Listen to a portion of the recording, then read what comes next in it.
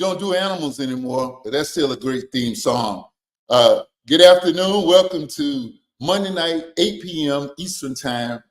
Facebook, YouTube Live is Dialogue with Dozie. Hey, we're about to come up on our 4th year anniversary. Can you believe that? We celebrate.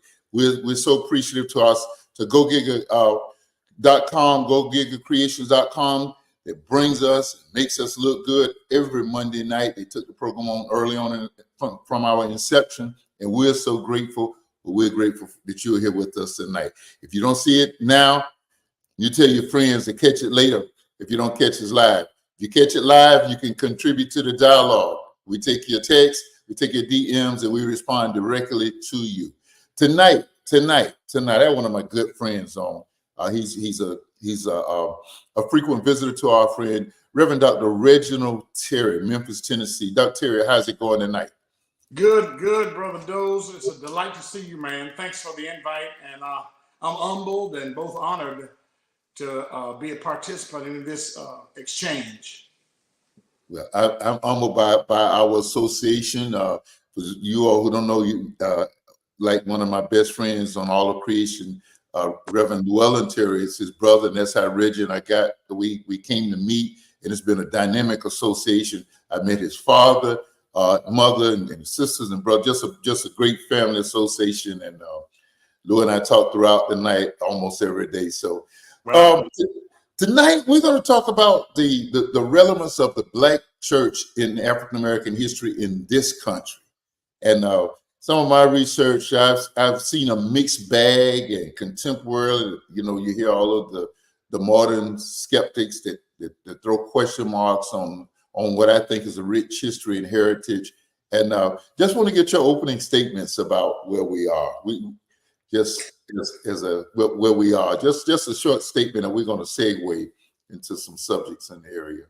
Well, the issue of relevance is really not an issue. It is essential and necessary, particularly in view of so being disillusioned as to thinking that it has no value. We've been misinformed, ill-informed to a significant degree by largely a conservative evangelical hermeneutic that for a long time espoused slavery, and then next thing you know, they came to this wide awakening okay, that's not in the will of God, but they were teaching that, and they were abusing our people. And so the Black church, as E. Franklin Frazier would call it, has been for us refuge in a hostile white world. And so I think that the necessity of community bespeaks of its value and the sense of urgency with which we ought to try to salvage it in spite of its critics. Yeah, I think the church has great relevance today, and we're having to, I don't even want to say rebrand, but we are really having to, in a more serious way, reassert ourselves to showcase the God that we love in a very pure and authentic sense. Because when we do that, we don't even have to sell ourselves. Jesus said, if I be lifted up, I'll do the drawing. So yeah, it's relevant. Yeah, I love the way you said it's not a question of the relevance. Yeah, maybe it's the degree of the word relevance is not in question. It's just how we utilize it and how we place demands on it and expectations and those kinds of things. I want to refer to an article by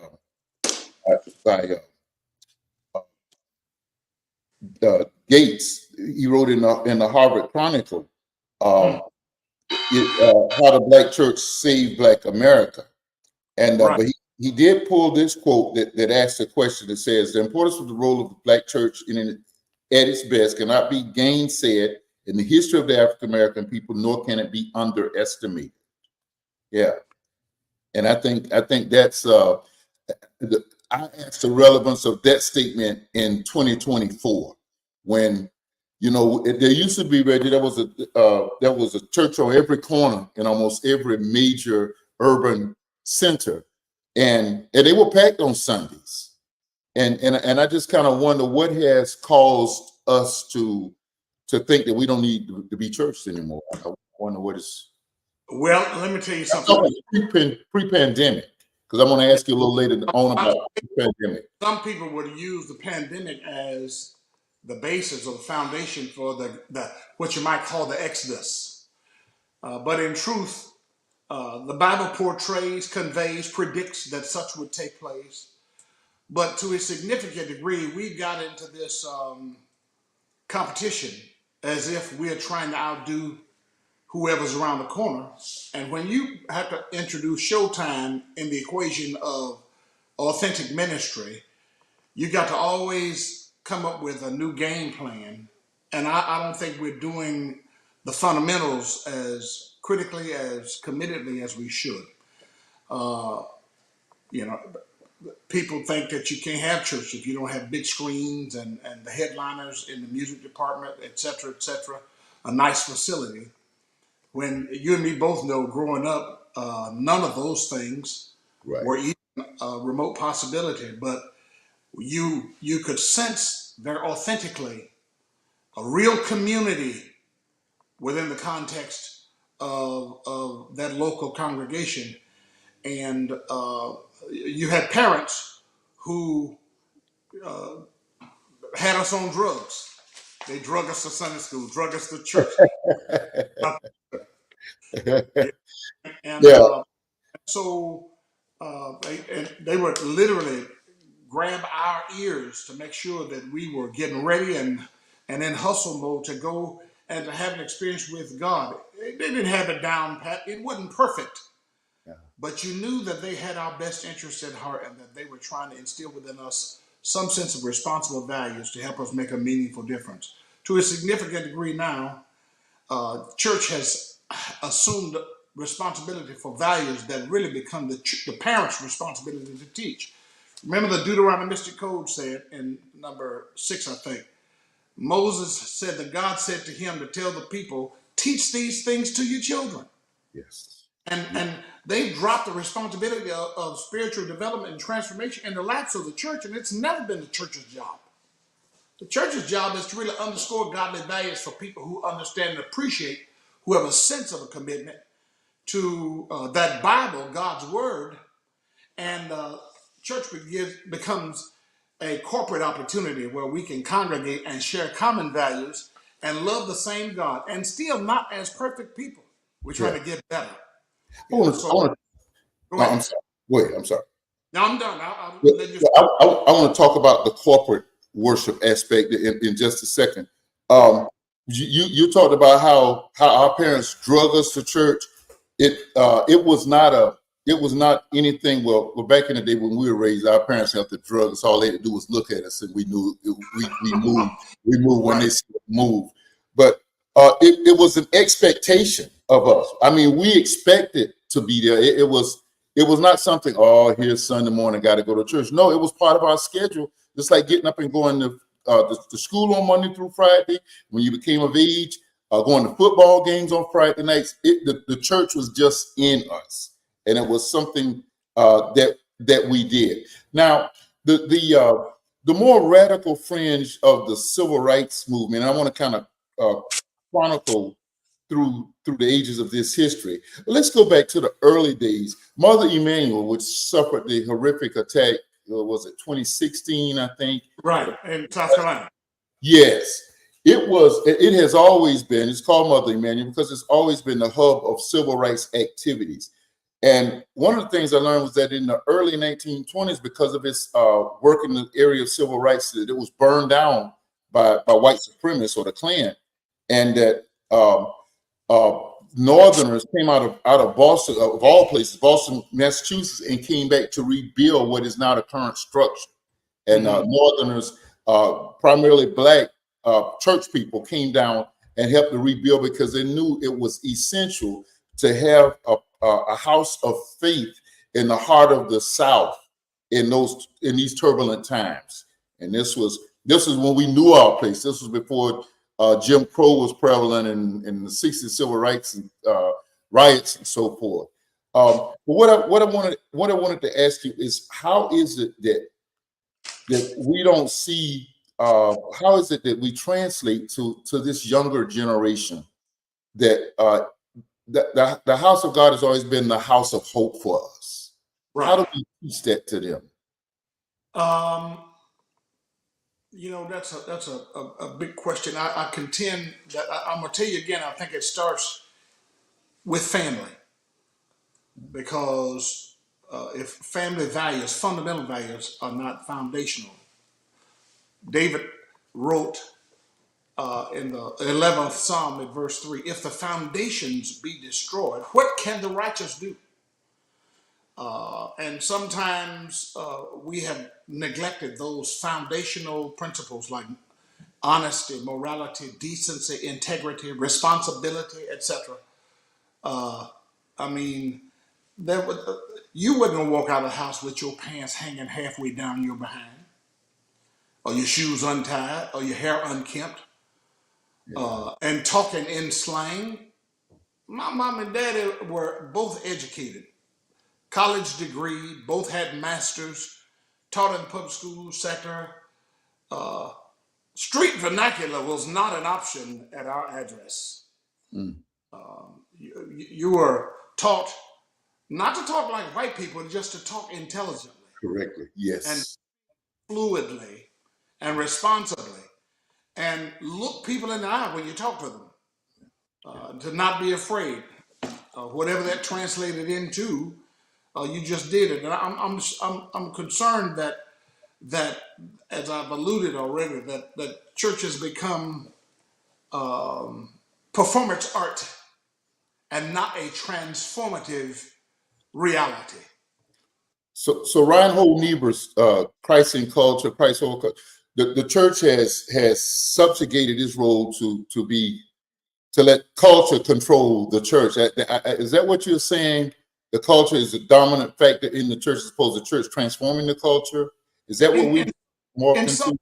because the culture feels like prosperity and financial fluidity, affluence is the measuring rod for effectiveness and success.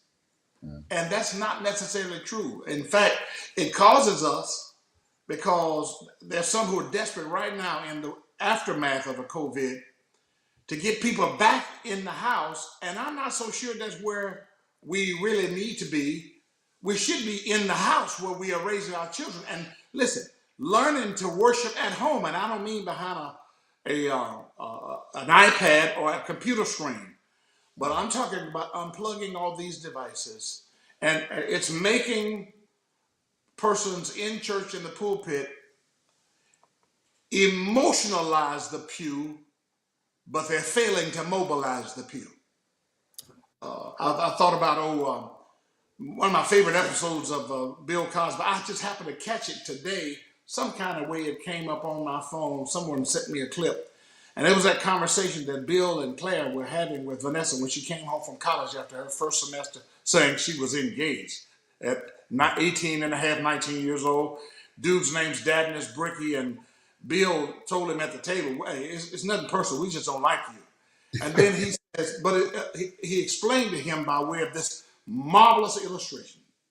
I've shared this in print in our national organ, our national magazine, and it was published in the AME organ as well as another publication. But he says, Mr. Brigger, tell me about your favorite meal. And he says, well, I every now and then enjoy a good steak. He said, good. How about a porterhouse? He said, perfect.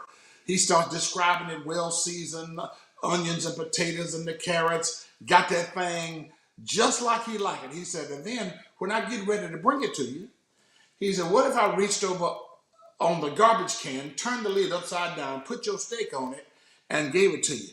Would you like that? And Mr. Bricky turned his face and nose up and said, absolutely not. He said, the problem, Mr. Bricky, is it's not the steak. There's nothing wrong with it. It's all in the presentation. Yeah, yeah. And he said that for the most part, that's what Vanessa did to you today. She brought you to our house on the upside down lid of a garbage can. I think that the church, in many ways, being so commercial in focus and culture sensitive rather than Christ centered is running the risk of presenting such a precious fillet, a porterhouse, as the gospel, but Love, on the down lid of a garbage can. love that illustration. Love that tie into where we are. So is that to say that the days of well, we know that the church was an incubator for you talk about economic development and over against the craziness that we went through 10, 15 years ago of prosperity. Do you think the days of the church being the incubator of like SCLC, that's Southern Christian Leadership, for our younger viewers, which of course was where Dr. King landed and did his work, or the economic arm that Leon Sullivan had up in Philadelphia, OIC, Right. Opportunities Industrial Relations, where I think it was just, I think it was a liberating factor. We were a people back in the 50s and 60s when it had its initiation, where we didn't have the numbers of educators and lawyers and doctors and professional people, and it offered us training. And training is not just about what you learn, but a lot of times information is one thing, but inspiration is another. And I'm a part of an organization, and we'll talk about that at some other point. But every time I go to the conferences, I'm terrifically inspired, very inspired. A lot of information I knew, maybe not the latest data, but I know a lot of it. But it is the inspiration. And do you think those days when the church would be the arms that landed our organizations like that to the community, you think that's over in our side of the town? I'm not sure of that, Bravana, because I think there has to be a shift. We've held and been accused by the critics of the church that the church is not doing anything, when in fact, the vast majority of school teachers, lawyers, doctors came through the Sunday school classroom of the church. That's right. That's right. And but they're really being critical, thinking that the church needs to be the marshaling entity to organize, when if we can empower believers who are sitting on the pew to go make it happen, it still gets done, and it becomes the credit to the church. Because if the church can change a wayward life, and that wayward life enters into the classroom and completes a teacher education or a law degree or something else, I think we're listening too much to our critics who are talking about what the church is not doing, when in fact the church is doing much more than she gets credit for. But we're so under the gun and being put on the defensive in light of what those ignorant, unlearned, and people who are unaware don't know about what the church is doing. And usually what they're doing is just using that as an excuse to disinvolve themselves so they can sit back and point the proverbial finger at the church to say that it ain't worth it. Well, unfortunately, the times have kind of instituted, or have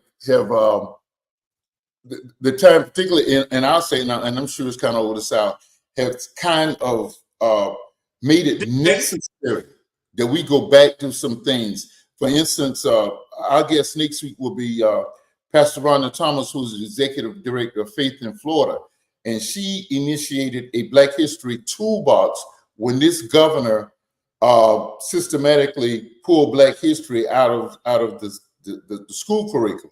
Right.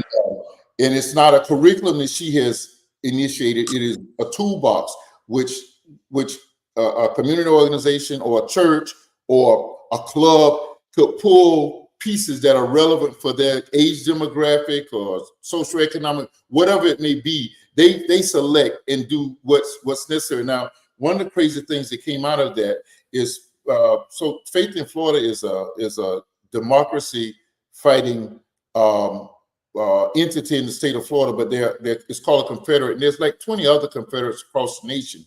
And when she initiated this back in the early fall, other confederates looked and saw parts of what she was doing, and they started asking her about it. So she put pieces of it on the website, and she ended up doing next week we'll be convening in Orlando. She has a conference that was intended to be nationwide for those Confederates and anybody who wanted to come. A lot of churches and church people and community service organizations could come down and grab the bits of pieces of this. And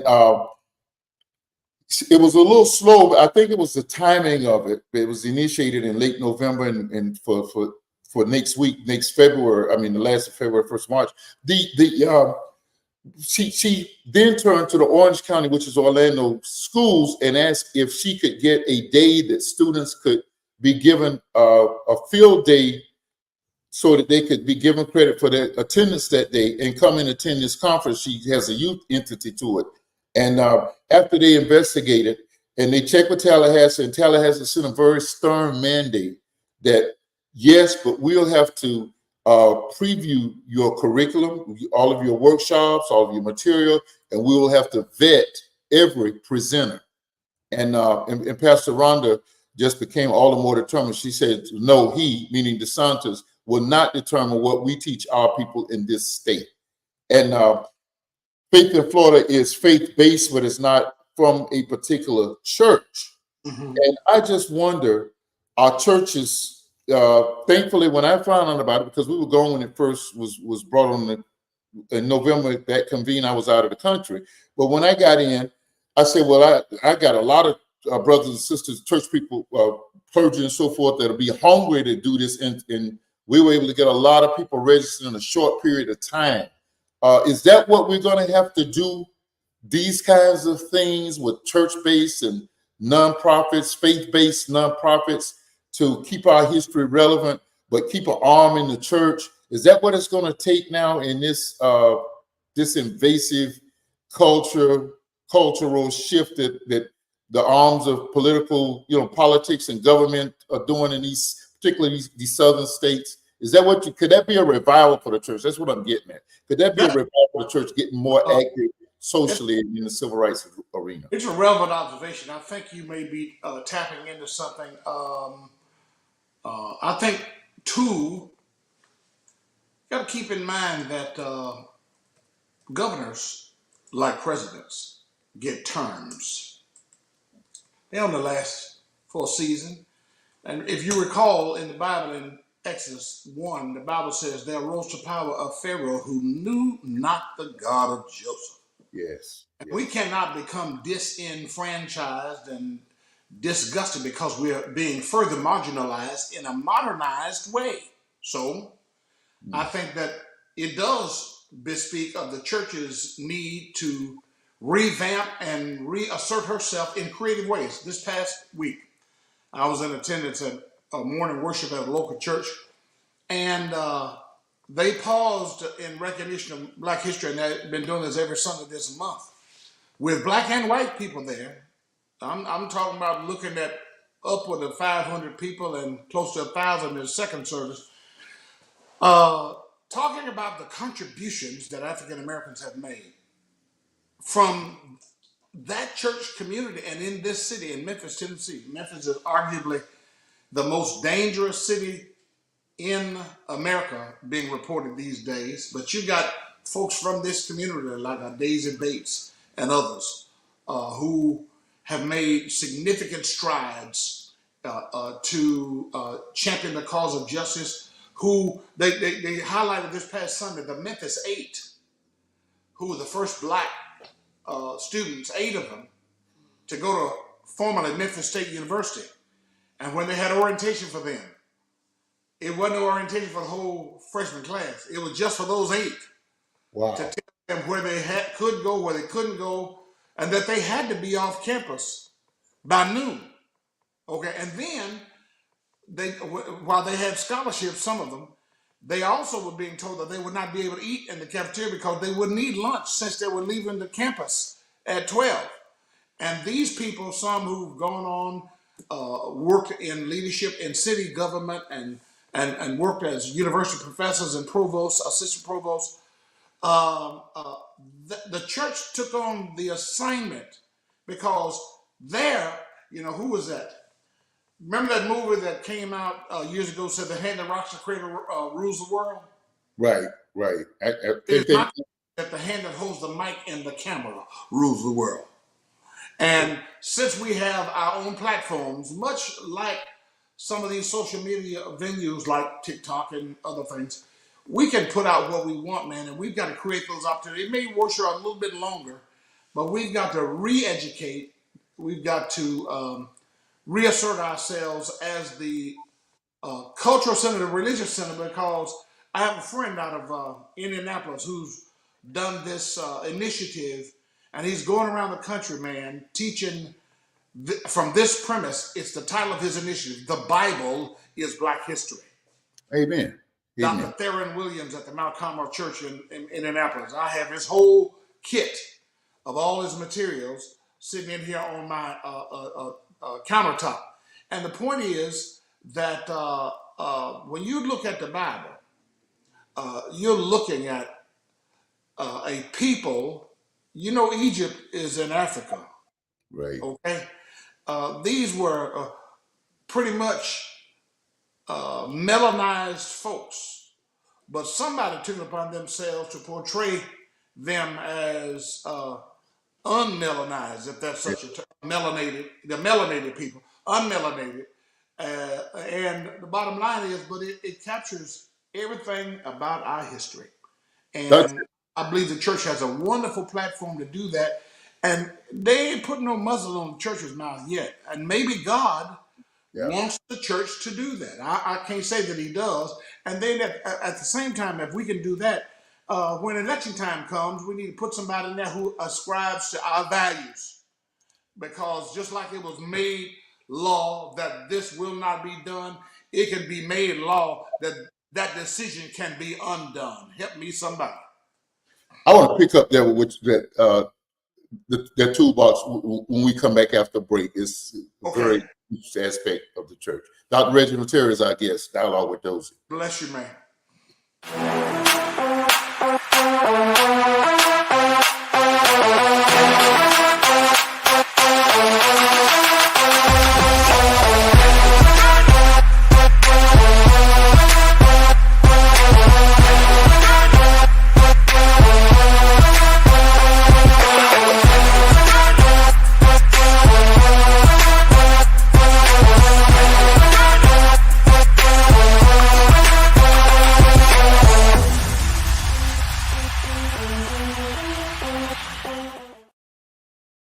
GoGigaWorld.com.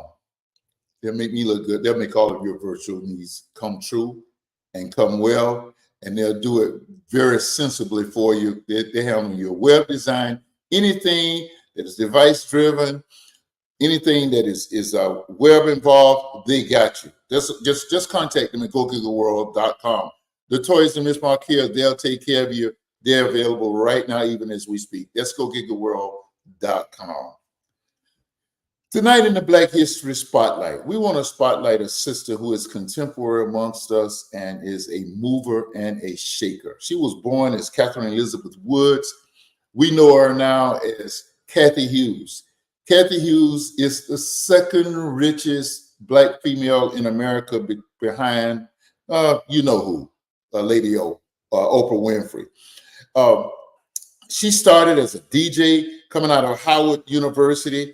And she now she sits as the chairman of the board of directors, and she is the founder of what was Radio One. It morphed into Radio TV One, and it's currently known as Urban One. And Urban One has a TV station on most of our cable networks. It's called TV One.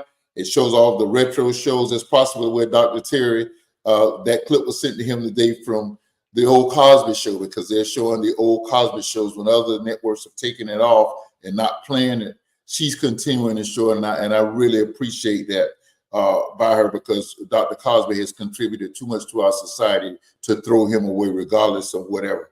So she's the entrepreneur of Radio One. She's the entrepreneur of TV One, which is now combined as Urban One. TV One is almost as well known in our community as BET, which is no longer run by Black people. It may have black people in the administration, but it's not owned by black. TV1 is owned by Miss Kathy Hughes and her son, and she is the chairman of the board of that company. It is now publicly traded on the stock exchange, Urban One. And again, I say she's the second largest. In almost any urban center of America, at 8 o'clock, you hear on the local soul station, particularly the retro channel, you will hear the term the quiet storm, and most of them play Smokey Robinson's version of the Quiet Storm, as that program is coming on from 8 to midnight. She is the one who initiated that, and it's now nationwide.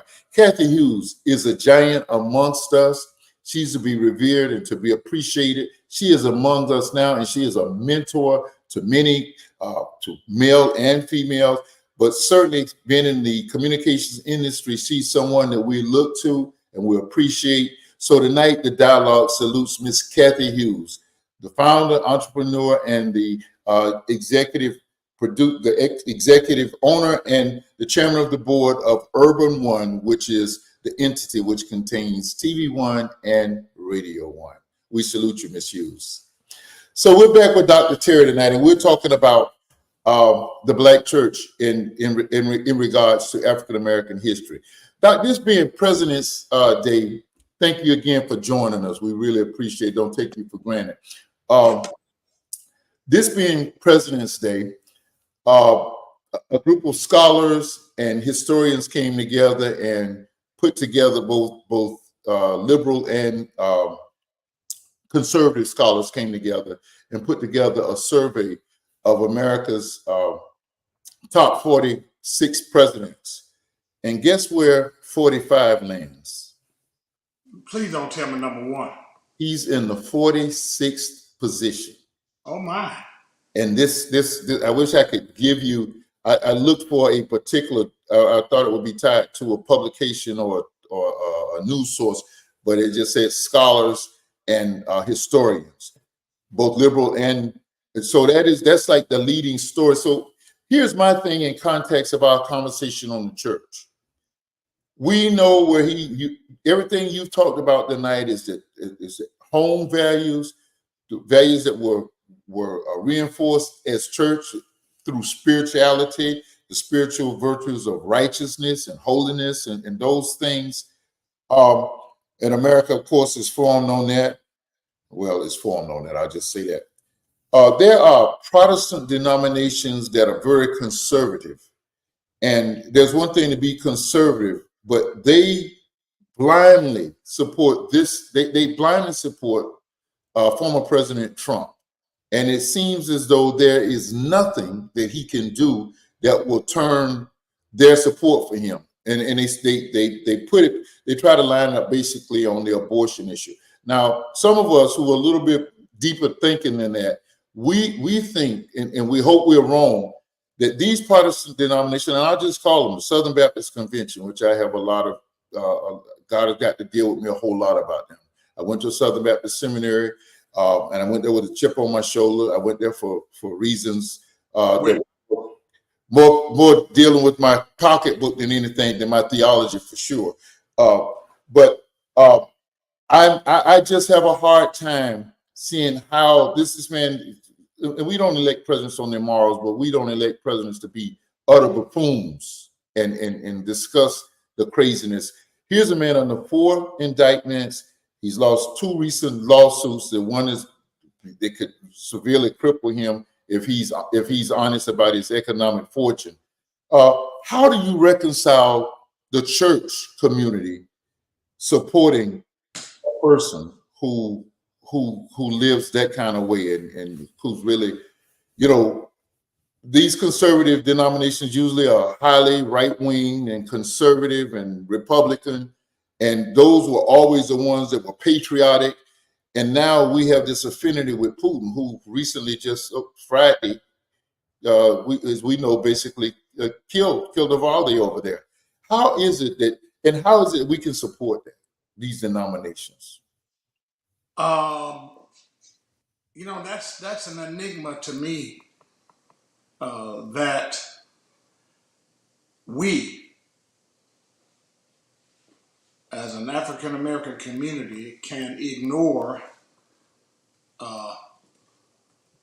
ignorance, shameless ignorance, and defend a decision in the hopes of helping that church become what they call multicultural. And the truth is, ain't no such thing.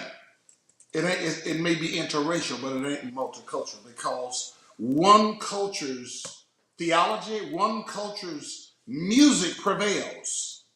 Yes, yes, And yes.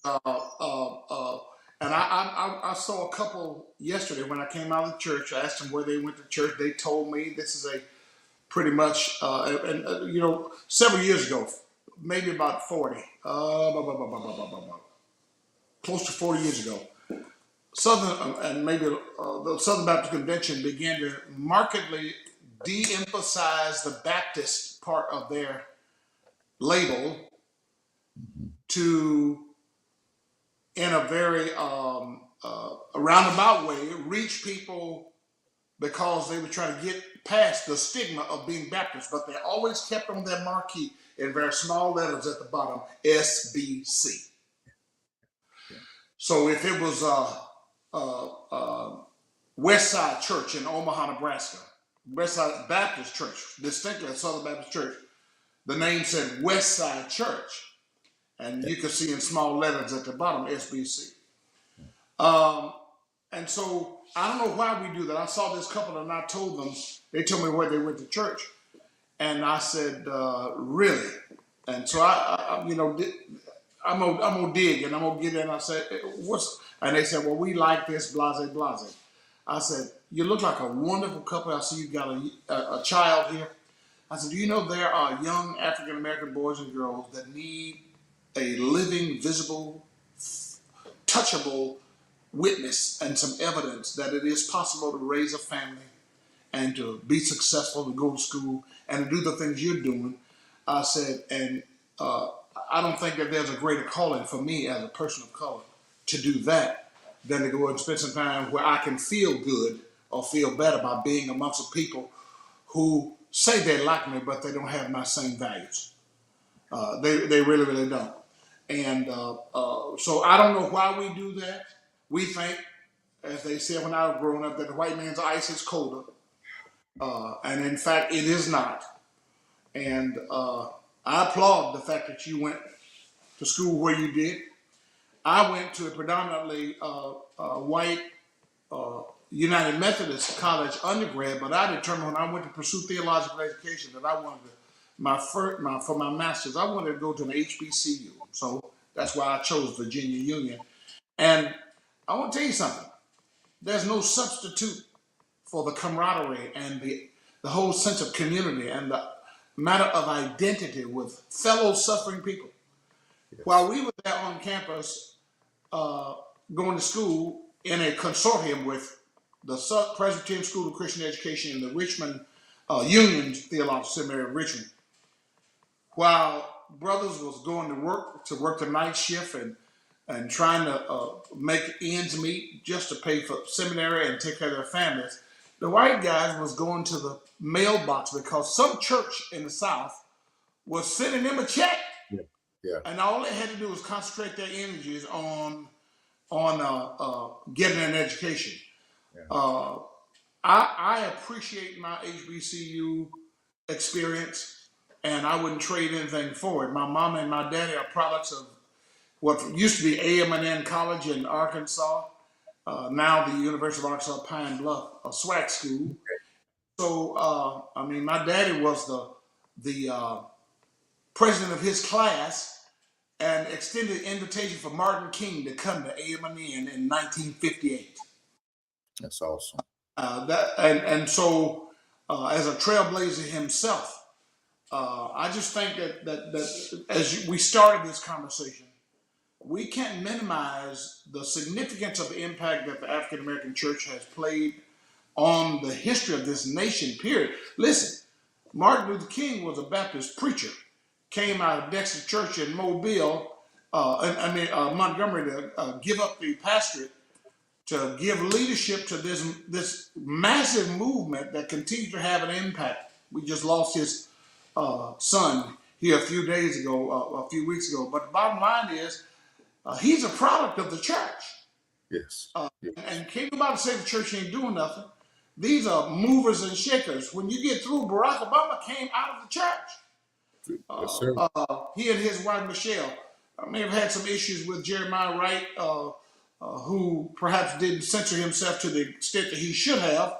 But the bottom line is, we must not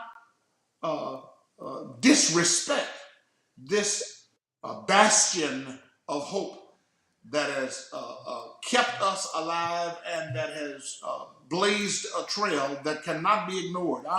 I'm grateful. Listen, let me just, for our critics, I get mad at the church, but I ain't gonna talk about it. Because guess what? The Lord is wed, he's engaged to the church. And you know what? You got to be careful about talking about a man's woman. That's right. I like that. I like that. Yeah. You know, I wanna Jeremiah Wright, Dr. Wright, certainly controversial, but God knows a preacher and a lover of God and a lover of God people. I can see the program now.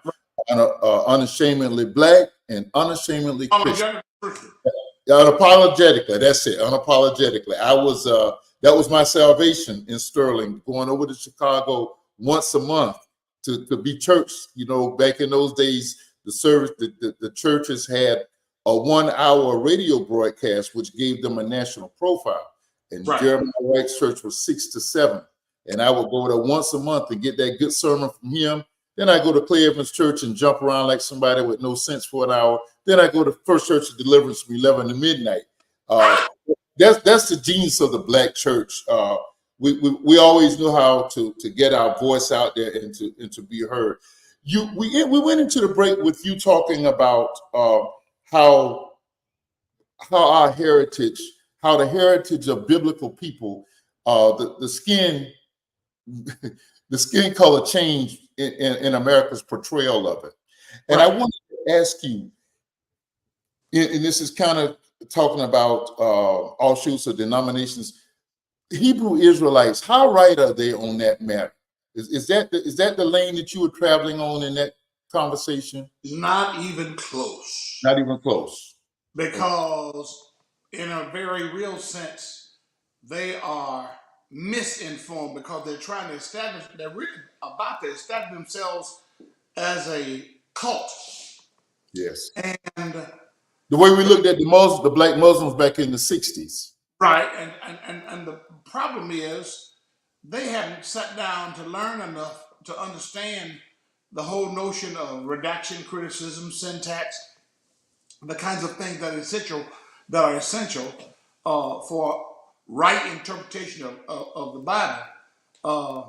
And you do that in the company of the learned, and nobody's trying to twist your arm to make these people are literally bashing people whose faith is grounded in the Bible as if a white man wrote the Bible.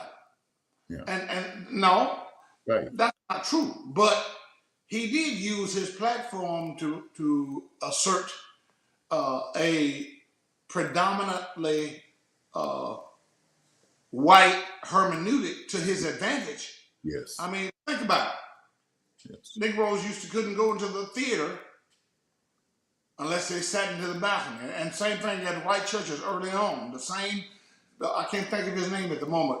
First Baptist Church, Richmond, Virginia.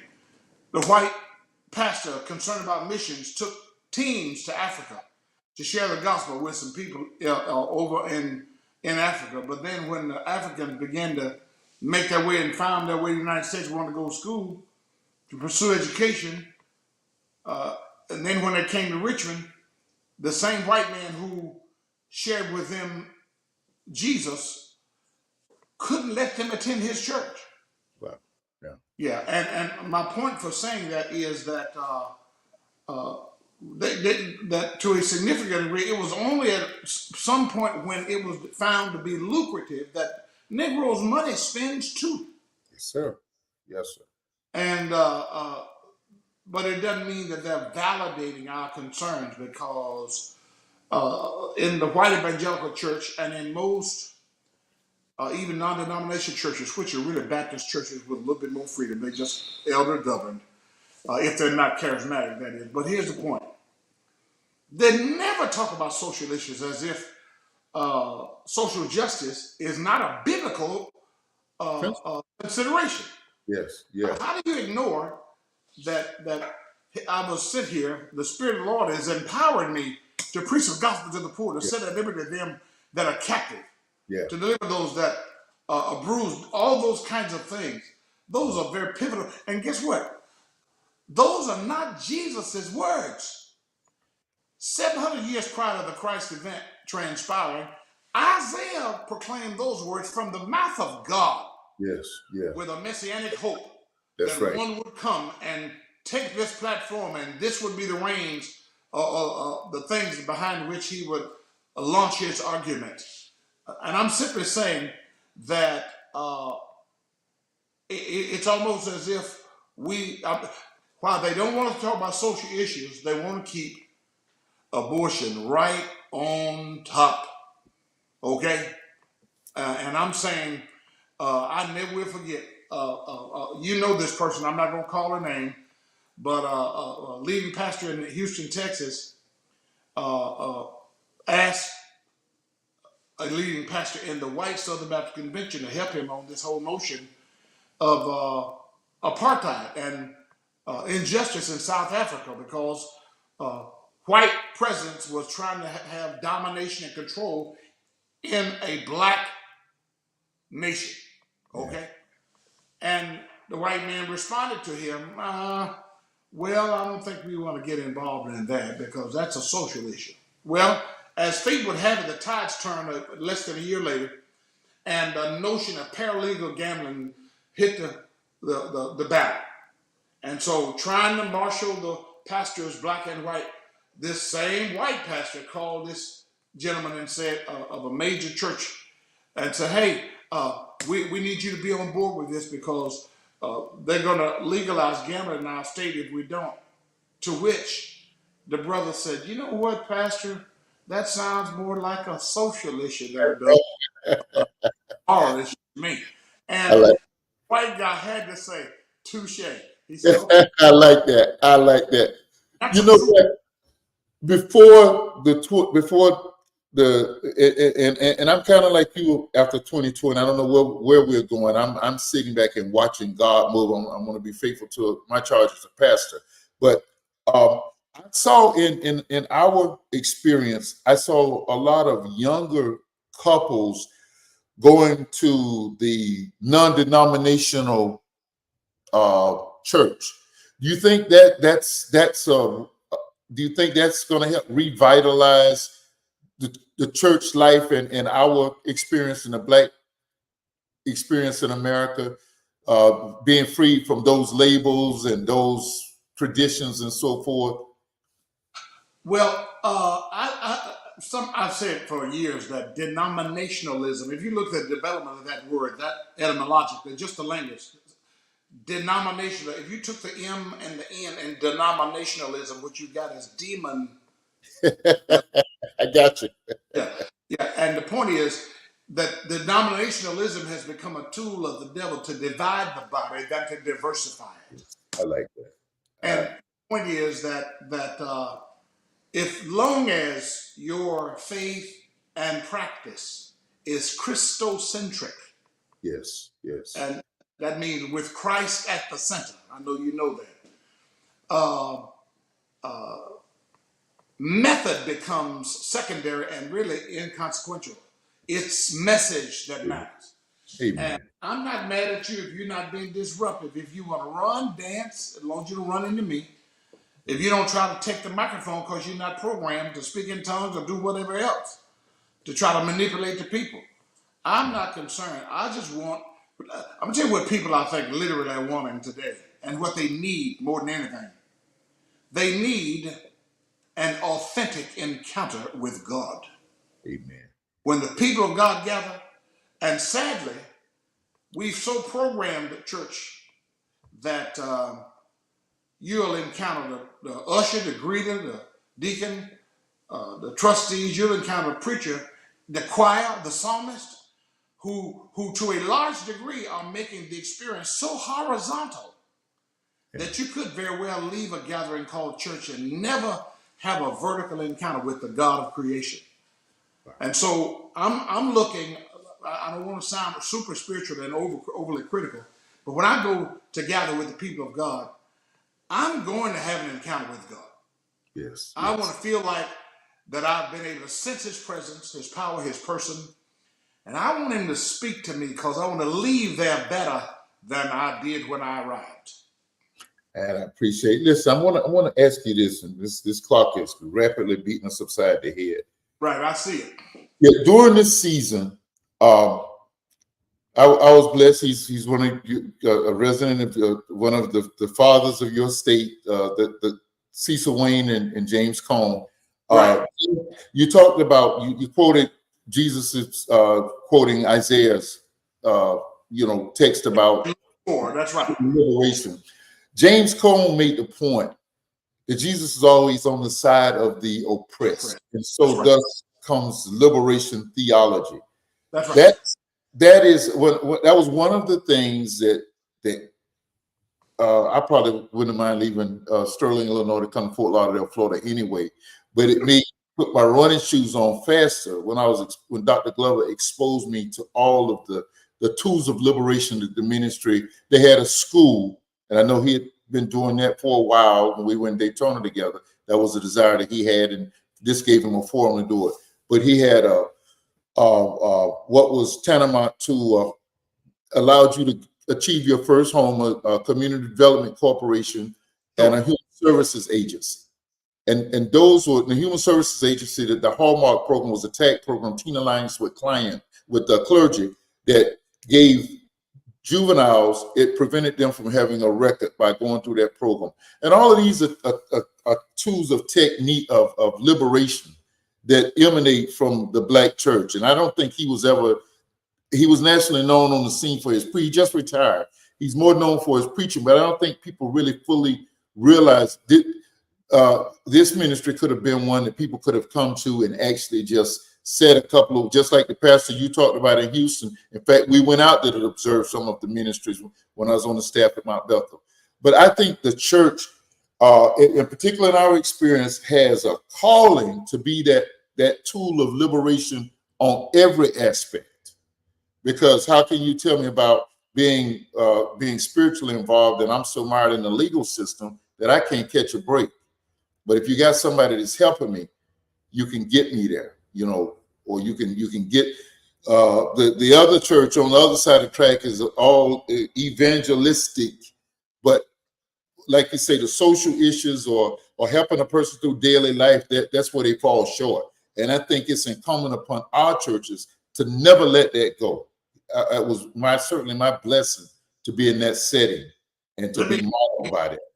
Let me interject that the church and Jesus exemplified this when he called initially the 12 unto himself, that it is a community where we is always more than me.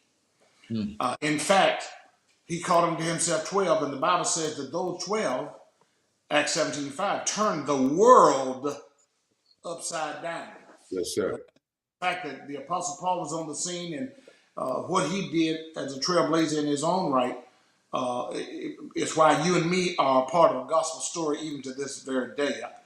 I heard a story one time, it's probably 40 years ago.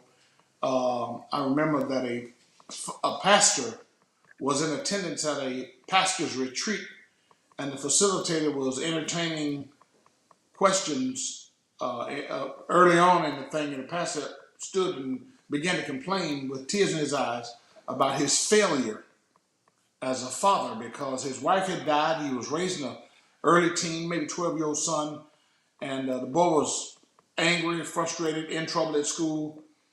The counselor had called him, and he met with them, and they told him that what you need to do is spend some more time with your son. That's probably going to help him. And so when he had arranged one evening to go spend some time with his son, then to go up to the church.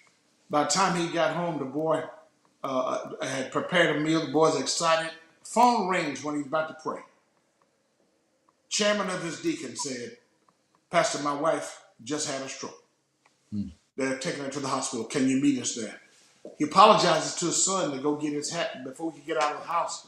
A wife in a young marriage, young couple, calls and said, "Pastor, my husband's packing his stuff to leave." Yeah, I can't stop him. Could you come? Pastor looks at his son and says, "Son, it's going to be a few more minutes. I need to stop by this house." And through the night that evening, he vacillated like an emotional pendulum from the hospital to the house, to the house to the hospital, till he finally came home later on that night to pull up into his estate. All the lights were on, pulled into the house, called for his son, no response. Food had been partially consumed. He turned the lights out, put up food, went upstairs. His son was not in his son's room. His son was in his room. When he went to the bed, he saw that his son was asleep.